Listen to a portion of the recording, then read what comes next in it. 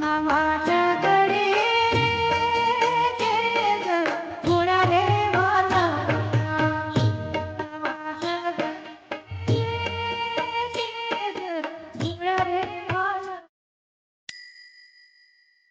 સવારમાં હું રમેશ તન્ના પ્રસન્નતા સાથે આપનું હાર્દિક સ્વાગત કરું છું. અમેરિકાના પ્રવાસ પછી પહેલી પોઝિટિવ સ્ટોરી હું જૂનાગઢની દિવાળીબહેન ભીલની આપની સમક્ષ રજૂ કરી રહ્યો છું. એમાં કલાની કદર પણ છે અને એમાં વતન પ્રેમ પણ છે. મુંબઈમાં વસતા હાર્દિકભાઈ હુંડિયા અગ્રણી છે, પત્રકાર છે, તંત્રી છે.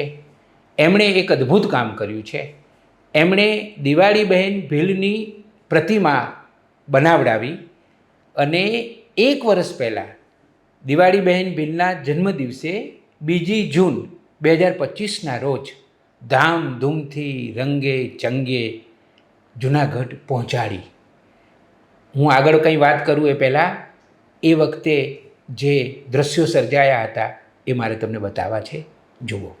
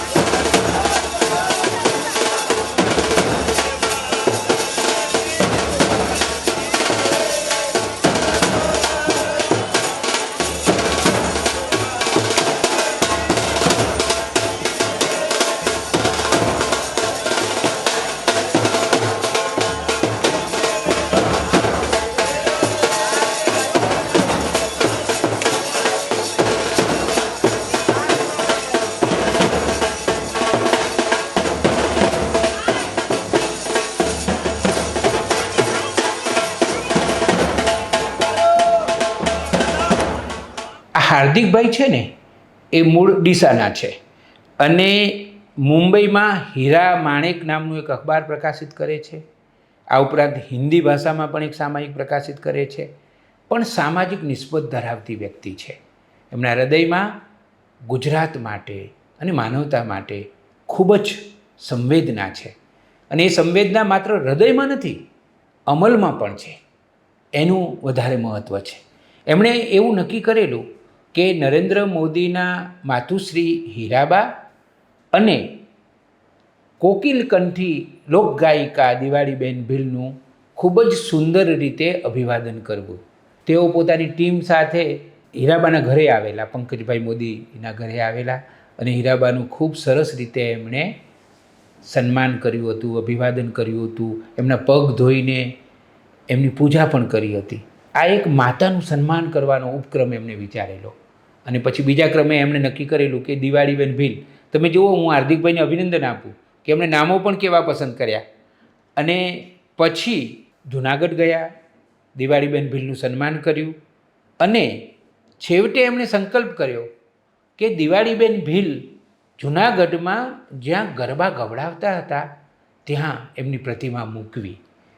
અને આ સંકલ્પ તરત પૂરો પણ કર્યો. મોટાભાગે આપણે સંકલ્પો બહુ કરતા હોઈએ છીએ, પણ કોઈને કોઈ કારણો આપણું જે બધા રૂટીન કામો હોય ને એ રૂટીન કામોમાં આપણે એટલા બધા વ્યસ્ત રહેતા હોઈએ છીએ કે આપણા સંકલ્પો જલ્દી પૂરા નથી થતા.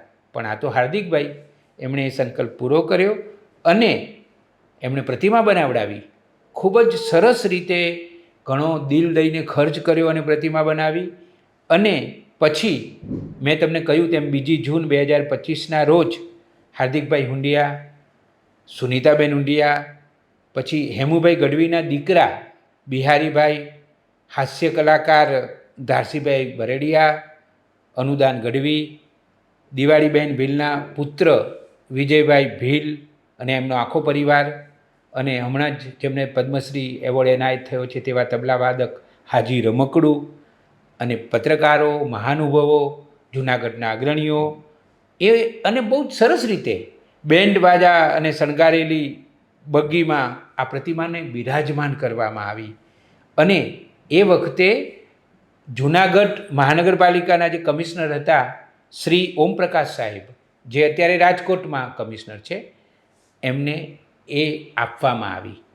અમે આ વિડીયોમાં એ વખતે ઓમપ્રકાશજીએ જે પ્રતિભાવ આપ્યો હતો ને એ પણ તમને સંભળાવી રહ્યા છીએ. સર્વપ્રથમ તો શ્રી હાર્દિકભાઈ હુંડિયા અને આના પરિવારને જૂનાગઢના વારસા અમારા દિવાળીબહેનની મૂર્તિ જૂનાગઢ મહાનગરપાલિકાને સોંપવામાં આવી છે. આ બદલ હું આનો ખૂબ ખૂબ આભાર વ્યક્ત કરું છું. આજે દિવાળીબહેનનો જન્મદિવસ છે અને દિવાળીબહેનના પરિવારજન પણ અહીંયા ઉપસ્થિત છે. આ લોકોને પણ મારી લાગણી વ્યક્ત કરું છું અને અહીંયા ઉપસ્થિત તમામ જૂનાગઢ નગરવાસીઓને, પત્રકાર મિત્રોને પણ આપણે એક આ કાર્યક્રમ જે ખૂબ સરસ ગાજાબાજા સાથે કોર્પોરેશને સોંપવામાં મૂર્તિ આવી છે, આના બદલ ખૂબ ખૂબ આભાર. આપણે જૂનાગઢ મહાનગરપાલિકામાં જે સ્ટેન્ડિંગ કમિટી દ્વારા મંજૂર થયો છે બસ સ્ટેશન ચોક, ત્યાં મૂર્તિની સ્થાપના થાય અને જૂનાગઢના નગરજનો, નાના મોટા બાળકો, જૂનાગઢના તમામ નગરજનો પ્રેરણા લે કે એ કેવી રીતે બહેનના જે કાર્યો થયા છે એવી જ રીતે આપણા જીવનમાં આપણે ઇન્સ્પિરેશન લઈને આગળ વધી શકીએ, આપણે પણ મોટા બનીએ, આપણે પણ બહેનને જે વારસાઓને, જે સંસ્કૃતિ, કલ્ચરને આપણી પ્રિઝર્વ કરી છે આ દિશામાં આપણે આગળ વધીએ. હું ફરીથી આ ઉપસ્થિત તમામનો હાર્દિક આભાર માનું છું. હાર્દિકભાઈનો પણ હાર્દિક આભાર માનું છું અને તમામને ખૂબ ખૂબ ધન્યવાદ. અને હમણાં 2 જૂન 2026ના રોજ દિવાળીબહેનના જન્મદિવસે જૂનાગઢ પાસે જે બસ સ્ટેશન છે ત્યાં એક સર્કલ છે, ત્યાં આ પ્રતિમાનું અનાવરણ કરવામાં આવ્યું છે. એક સુંદર લોકગાયિકા દિવાળીબેન ભીલનું આપણે સન્માન કર્યું. હાર્દિકભાઈએ તો આપણા લતા મંગેશકરનું પણ આ રીતે સન્માન કરેલું છે. એટલે એમના માટે તો જીવનની 2 યાદગાર ઘટનાઓ કે લતા મંગેશકર અને દિવાળીબેન ભીલ બંનેનું તેઓ આ રીતે ભવ્ય રીતે અને ઉચિત રીતે સન્માન કરી શક્યા. આ પ્રસંગે અમે આપને દિવાળીબેન ભીલના દીકરા વિજયભાઈ ભીલનો પ્રતિસાદ પણ બતાવી રહ્યા છીએ. સાંભળો. મારું નામ વિજય ભીલ છે અને આજે અમારા પરિવારમાં એટલો ખુશીનો આનંદનો દિવસ છે કે બાની 1 વર્ષથી મૂર્તિ મૂકવાની વાત ચાલતી હતી બસ સ્ટેન્ડ ચોકમાં, એ આજ દિવસ આવી ગયો છે. અને મોટી વસ્તુ એ છે કે આજે બાનો જન્મદિવસ છે. 85મું વર્ષ બાને જન્મજયંતિ નિમિત્તે મહાનગરપાલિકાએ આજે બસ સ્ટેન્ડ ચોકની અંદર મૂર્તિનું અનાવરણ કર્યું છે. અને ખાસ થેન્ક યુ હાર્દિકભાઈ ઊંડિયા પરિવાર તરફથી મહાનગરપાલિકાને જે મૂર્તિ ભેટ આપી હતી એ આજ મહાનગરપાલિકાએ 1 વર્ષ પછી કામ પૂર્ણ કર્યું છે. એનો અમને પરિવારને બહુ ખૂબ જ આનંદ છે. આજે બહુ ખુશીનો માહોલ છે અને ત્યાં પબ્લિક પણ બહુ રાજી થઈ કે ભાઈ એક દિવાળીમાં નથી પણ દિવાળીમાંની કે પ્રતિમા તરીકે એને લાઈવ રાખ્યા. આ વિડીયો પૂરો કરું એ પહેલાં દિવાળીબેન ભીલ વિશે થોડી માહિતી આપી દઉં. દિવાળીબેન ભીલ બિલકુલ ભણ્યા નહોતા. એમનો અવાજ કર્ણપ્રિય હતો. હું નાનો હતો ત્યારે અમરાપુર ગામમાં સવારમાં દિવાળીબેન ભીલના ભજનો સાંભળતો તો આમ મન પ્રફુલ્લિત થઈ જતું. દિવાળીબેન ભીલ ખૂબ લોકપ્રિય હતા આખા ગુજરાતમાં. ડાયરાઓમાં પણ લોકો એમને સાંભળવા માટે આતુર રહેતા હતા. સહજ અને સરળ હતા. તેમના અવાજમાં ગુજરાતની માટીની સોડમ હતી, લોકસંગીતની અસલ મીઠાશ પણ હતી. તેમણે શાસ્ત્રીય સંગીતની કોઈપણ પ્રકારની ઔપચારિક તાલીમ નહોતી લીધી, પણ કુદરતી રીતે જ તેમનો અવાજ એટલો સરસ હતો અને પોતાના અવાજના જાદુથી આખા ગુજરાતને તેમણે મોહી લીધું હતું. તેમનો જન્મ સૌરાષ્ટ્રના ગીર વિસ્તારમાં એક ધાવા ગીર તાલાલા ગામમાં થયો હતો. આદિવાસી પરિવારમાં જન્મેલા, ભીલ પરિવારમાં જન્મેલા. પાયાની કોઈ સુવિધાઓ તેમને મળી નહોતી.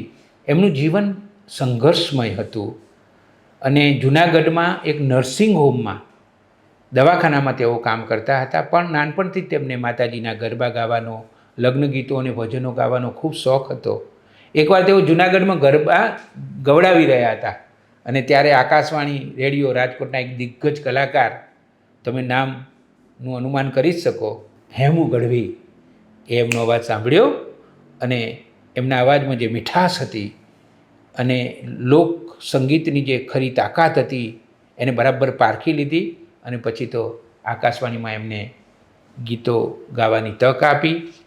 મારે ટોડલે બેઠો રે મોર ક્યાં બોલે, રામના બાણ વાગ્યા હરીના બાણ વાગ્યા, સોના વાટકડી રે, પાપ તારું પ્રકાશ જાડેજા, ધર્મ તારો સંભાળ રે, જેસલ તોરલ, હાલને કાના કાળા, આવા અનેક ગીતો એમણે ગાયા અને લોકહૃદયમાં પોતાનું સ્થાન અંકિત કર્યું.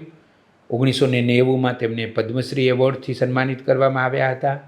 ગુજરાત સરકારે પણ તેમને ઘણા બધા એવોર્ડ આપ્યા અને 19મી મે 2016ના રોજ જૂનાગઢમાં તેમનું નિધન થયું હતું. આવા દિવાળીબેન ભીલ માત્ર ગુજરાતનું નહીં, ભારતનું ગૌરવ હતા. હું હાર્દિકભાઈ હુંડિયા, તેમના પરિવારને, તેમની આખી ટીમને હૃદયથી અભિનંદન આપું છું અને ગુજરાત વતી એમનો આભાર માનું છું કે તેમણે વતન પ્રેમને અલગ રીતે વ્યક્ત કર્યો.